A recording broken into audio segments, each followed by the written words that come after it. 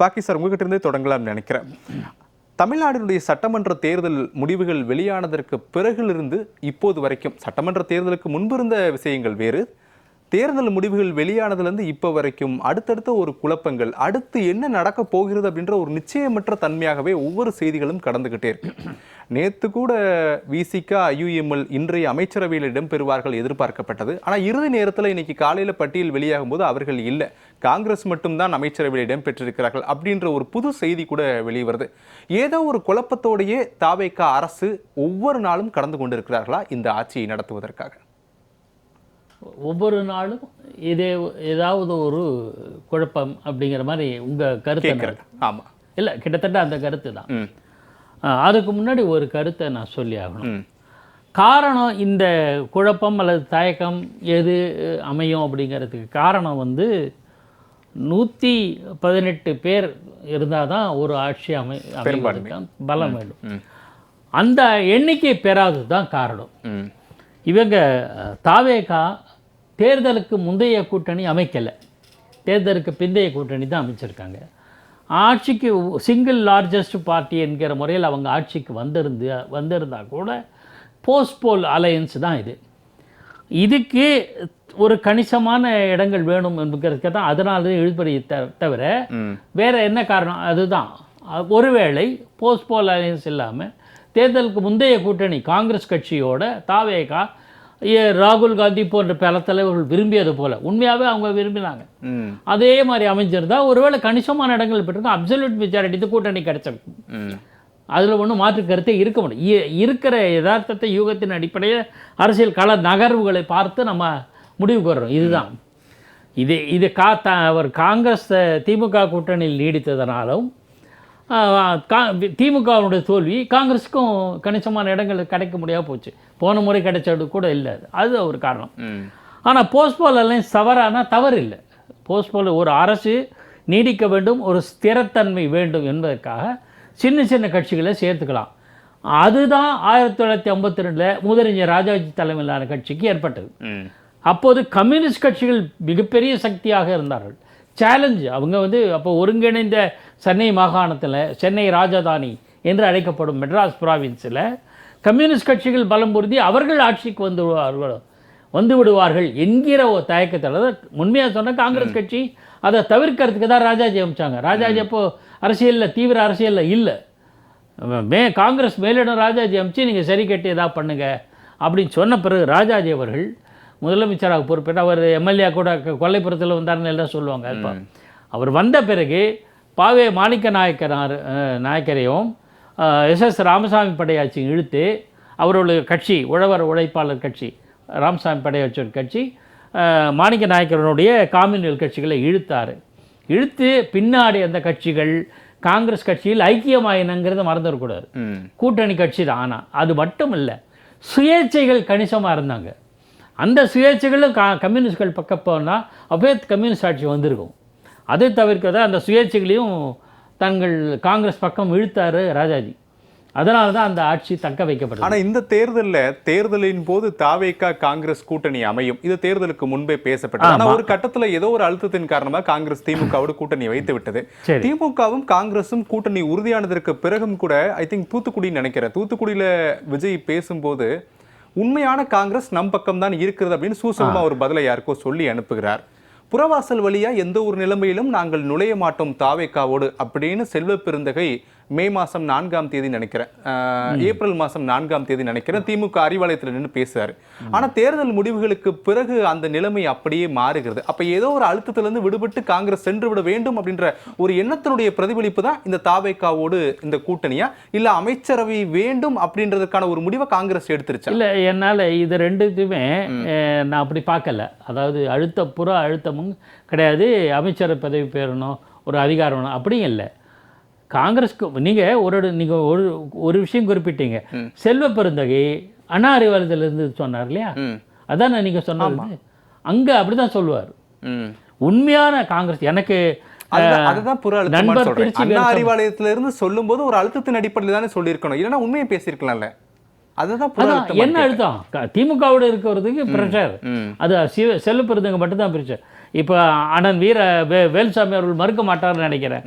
காங்கிரஸில் பல பேர் பெரும்பாலும் காங்கிரஸ் தாவேக்காவோட கூட்டணி போகலாம், forge an alliance with TVK என்கிற எண்ணத்தில் இருந்ததாக நான் புரிந்து கொண்டிருக்கேன். நான் தவறாக இருந்தால் வேலுசாமியை திருத்தலாம், அவர் காங்கிரஸ் கட்சியிலே இயக்கத்தில் இருப்பவர். ஸோ இதுதான் மனநிலை. அதனால தான் கூட தேர்தலில் மனமொத்து வேலை செஞ்சாங்களா இல்லையான்னு தெரியல. நம்ம அதை விட்டுருவோம். இப்போ போஸ்ட்போல் அலையன்ஸில் செட் ஆகிடுச்சு. ஸோ இதுக்கப்புறம் போஸ்ட்போல் அலையன்ஸில் மற்றவங்க வேணால் பேரம் பேசுகிறாங்க, பார்கெயின் பண்ணுறாங்க, மற்ற இது கொள்கை கூட்டணி அது சொல்லலாம். த டே ஒன் திமுகவுடைய கூட்டணியை முறித்து கொண்டு வந்தது காங்கிரஸ் மட்டும்தான். இப்போ அவங்க சொல்றதில்ல நாங்கள் திமுக அணியில் இருக்கோம், ஆனால் விசிகே சொல்லும், ஐயுஎம்எல் சொல்லும், சிபிஐ சொல்லும், சிபிஎம் சொல்லும், அவங்களும் நாங்கள் திமுக கூட்டணியில் இருக்கோம், ஆனால் இங்கே வந்து ஆதரவு கொடுக்குறோம். இது ஒரு இரட்டை நிலைப்பாடு. அது ஒரு குழப்பமான, அங்கே தான் குழப்பம். இங்கே வந்து அது இல்லை. ரெண்டாவது ஆட்சி ஸ்திரத்தன்மை இருக்க வேண்டும் என்பதற்காகத்தான் பல்வேறு இந்த நிகழ்வுகள் நடக்குது அப்படின்னு புரிஞ்சுக்கிறோம். சரி, ஓகே. பாக்கி நான் கத்திரிக்காய் பொரியல் பற்றி பேசலாம்னு நினைக்கிறேன். இல்லை, ஏன்னா இங்கே தலைப்பு வந்து மாறிடுச்சு. 3 பேருமே வெவ்வேறு தலைப்புகள் பேசுறதுனால நானும் கொஞ்சம் வித்தியாசம். நீங்க வந்துருங்க. நீங்க ஏன்னா நான் கோபத்தை சொல்றேன். இந்த விவாதமே கூட்டணி ஆட்சி 59 ஆண்டுகளுக்கு கழித்து அமைந்திருக்கு. இதனுடைய சாதக பாதங்களை பேசுவோம், அரசியல் மாற்றங்கள் எப்படியெல்லாம் இருக்கும் என்பதை பற்றி பேசினா உருப்படியா இருக்கும் சார். கூட்டணி 2 விதமான கூட்டணி இருக்கு சார். இப்போ பீகார் மாதிரி ஒரு உதாரணத்துக்கு சொல்றேன், அதில் அரசியல்லாம் பேச வேண்டாம், யாரும் குறுக்கிட்டு என்ன சொல்றேன்னா 50% 50%. இப்போ சிவசேனை, காங்கிரஸ், தேசியவாத காங்கிரஸ், பாஜக, ஐக்கிய ஜனதா தளம், பாஜக, அந்த மாதிரி 50%. ஏன் மாயாவதியும் பாஜகவும் உத்தரப்பிரதேசத்தில் போட்டிட்டு கூட்டணி ஆட்சி அமைச்சாங்க. அந்த மாதிரி 50% சமபலமாக இருக்கிற 2 கட்சிகள் அமைப்பது ஒரு கூட்டணி. ஒரு பெரிய கட்சியினுடைய தலைமையில் அதிகமான இடங்களை பெற்ற ஒரு பெரிய கட்சி தலைமையில் சின்ன சின்ன கட்சிகள் அவர்களுக்கும் அமைச்சரவையில் இடம் தருகிற ஒரு நிலை. இந்த 2த்துக்கும் சில வித்தியாசங்கள் இருக்கு. 50-50 சமபலத்தோட கூட்டணி அமைக்கும் போது எந்த கட்சி நான் பெருசா நீ பெருசான்னு வரும். அது ஒரு பக்கம். அரசியல் நிகழ்வுகளை என்ன கொள்கை நிலைப்பாட்டை எடுப்பாங்க, ஒரு பொதுவான காமன் அஜெண்டா வேணும். வாஜ்பாய் காலத்தில் தேசிய ஜனநாயக கூட்டணியில் காமன் மினிமம் ப்ரோக்ராம்னு ஒன்று, குறைந்தபட்ச கூட்டணி இது கொள்கையை முடிவு எடுத்தாங்க. அந்த மாதிரியான ஒரு புள்ளியில் இணைந்து மக்களுக்கு பணியாடும். அல்டிமேட் எய்ம் அது எந்த கட்சி, பாஜக, காங்கிரஸ், நாம் தமிழர், நீ தமிழர், எதுவாக இருந்தாலும் சரி, மக்களுக்கு என்ன பண்ணுறீங்க, என்ன பண்ண முடியும், ப்ரோக்ரஸிவ் தமிழ்நாட்டினுடைய அல்லது மாநிலத்தினுடைய எந்த மாநிலத்தினுடைய இதுவாக இருந்தாலும் அதனுடைய வளர்ச்சிக்கு என்னென்ன பண்ணலாம், இந்த மாதிரியான விஷயங்களில் 2 கட்சிகள் பெரிய கட்சிகளாக இருக்கும். இங்கே அப்படி இல்லை. நல்ல காலமாக ஒரே கட்சி தாவேகா மட்டும் அதிக இடங்களை பெற்றிருக்கு, சின்ன சின்ன கட்சிகள் இருக்குது. இப்போ சின்ன சின்ன கட்சிகளாக இருந்தாலும் அது காங்கிரஸ் பெரிய கட்சி, நான் அது உடனே அண்ணன் கோச்சுக்கு போகிறாரு, நானும் காங்கிரஸ்காரன் தான் அடிப்படையில். அது ஒரு பக்கம். அந்த காங்கிரஸ் கட்சியினோட கொள்கைக்கும் தாவேகாவோட கொள்கைக்கும் ஏதேனும் முரண்பட்டால் எப்படி சமாளிக்க போகிறார்கள்? முஸ்லீம் கட்சி நாளைக்கு பதவியேற்றால் அவர்களும் தாவேகாவுக்கும் கொள்கை முரண்பாடு, அரசியல் நிலைப்பாடுகள் முரண்பாடு வந்தால் என்ன நிலைப்பாடு எடுப்பாங்க, எப்படி தீர்வு காண்பார்? இதுதான் முக்கியம். That will affect the society, that will affect the state, that will affect the progress. அது எந்த அளவுக்கு தாக்கத்தை ஏற்படுத்துது, எந்த அளவுக்கு. இப்போ நான் 1952 எடுத்தோம்னா மூதறிஞர் ராஜாஜி காலத்தில் அந்த 2 கட்சிகளும் சேர்த்தது மட்டுமல்ல, ராமசாமி படையாச்சியரோட கட்சியும் சரி, மாணிக்க நாயக்கரோட கட்சியும் சரி, தேசிய நீரோட்டத்தில் இணைய வைத்தார். ஒரே பார்வை, தேசிய பார்வை. நம்ம அது சரியா தப்பான உடனே தம்பி நாம் தமிழர் எடுத்துப்பாங்க. நான் அந்த விஷயத்துக்கெல்லாம் போடல. So there should be uniformity, ஒரு சீரான நிலைப்பாடு, அரசியல் நிலைப்பாடு. தீர்ந்து போச்சு, பிரச்சனை இல்லை. இப்போ இந்த தாவேகா, காங்கிரஸ், இதர பிற கட்சிகளுடைய கூட்டணி இது ஒரு சந்தர்ப்ப கூட்டணின்னு அப்ப எடுத்துக்கலாம். திரு பாக்கி சொல்ற கருத்துல இருந்தா இது எப்ப வேணாலும் இதுல ஒரு விலகல் ஏற்படலாம். அதை எப்படி தாவேகா சமாளிக்க போகுது ஒரு கேள்விக்குறியை முன்வைக்கிறீங்க, அப்படிதான் ஒரு அரசியல் ஒரு எதிர்பார்ப்புகளை முன்வைக்கிறீங்க. சந்தர்ப்ப கூட்டணிங்கிற வார்த்தை நான் பயன்படுத்தவும் மாட்டேன். இஷ்யூ அதல்ல. அரசியல் கட்சிகள் எல்லாருக்கும் ஒரு காமன் கோல் உண்டு சார். அதிகாரத்தை கைப்பற்றணும், அதிகாரத்தில் இருக்க வேண்டும், மக்களுக்கு ஏதாவது செய்ய விடும், அல்ல குறைந்தபட்சம் தன் கட்சிக்காரங்களை ஏதாவது செய்யணும். இல்லை, நான் எந்த அடிப்படையில் கேட்குறேன்னா திருப்பாக்கி சார், இப்போ தாவேகாவுக்கு பெரும்பான்மை இல்லை, தாவேகாவுக்கு பெரும்பான்மை வேணும்னா கூட்டணி கட்சிகளுடைய ஆதரவு தேவைப்படுது. தேர்தலுக்கு பிந்தைய கூட்டணி அது இந்த காங்கிரஸ், IUML இவங்களெல்லாம் நம்ம சேர்த்துக்கலாம். காங்கிரஸ் கட்சிக்கும் ஆட்சி அதிகாரத்துல பங்கு வேண்டும், இது அவர்களுடைய கொள்கைகள்ல ஒன்று. இங்க தமிழ்நாட்டில் தேர்தலுக்கு முன்பு சொல்லப்பட்டது. அப்போ ஒவ்வொருத்தருக்கும் ஒரு சந்தர்ப்பம் இருந்தது. அந்த சந்தர்ப்பம் ஒன்றிணைந்து ஒரு கூட்டணியை உருவாக்கி இன்னைக்கு ஆட்சியில் அமர்ந்து விட்டார்கள். என்னுடைய கேள்வி, இதுக்கு இறுதி வரை நீடிக்க போகிறதா? ஒவ்வொருவருக்கும் ஒரு கொள்கை இருக்கு. தாவேகாவுடைய கொள்கை காங்கிரஸோட கொள்கைக்கு உடன்படுமா அப்படின்றது ஒரு பெரும் கேள்வி. இது இடையூறு வரும்போது எப்படி சமாளிக்க போகிறார்கள் அப்படின்றதான் கேள்வி. அதைத்தான் நீங்க முன்வைக்கிறீங்க நான் கேட்கிறேன். நிர்பந்தம் சில தேர்வுகளை நோக்கி நகரும். நிர்பந்தம் என்பது இப்பவே இந்த கட்சிகள்லாம் ஏன் சார் ஆதரவு கொடுக்குறாங்க? நம்ம காங்கிரஸ் ஒதுக்கிடும், அவங்க முதல்ல வந்துட்டாங்க. இந்திய யூனியன் முஸ்லீம் லீக், இந்திய கம்யூனிஸ்ட் கட்சி, மார்க்சிஸ்ட் கம்யூனிஸ்ட் கட்சி, விடுதலை சிறுத்தை கட்சி 4 எந்த கூட்டணியில் இருக்காங்க இன்னைக்கு வரையில்? திமுக. ஏன் தாவேகா ஆதரிக்கிறாங்க? இந்த ஒரு ஆட்சி நிலைத்து இருக்க வேண்டும் என்கிற ஒரு புள்ளி, ஏதாவது ஒரு புள்ளியில எல்லாரும் சேருவாங்க. எல்லா காலத்திலுமே இந்த ஆட்சி நிலைத்து இருக்க வேண்டும் அப்படின்ற ஒரு புள்ளியில இவங்க எல்லாம் ஆதரிக்கிறாங்க. தேவையின் கூட சரி, ஓகே, தேவை.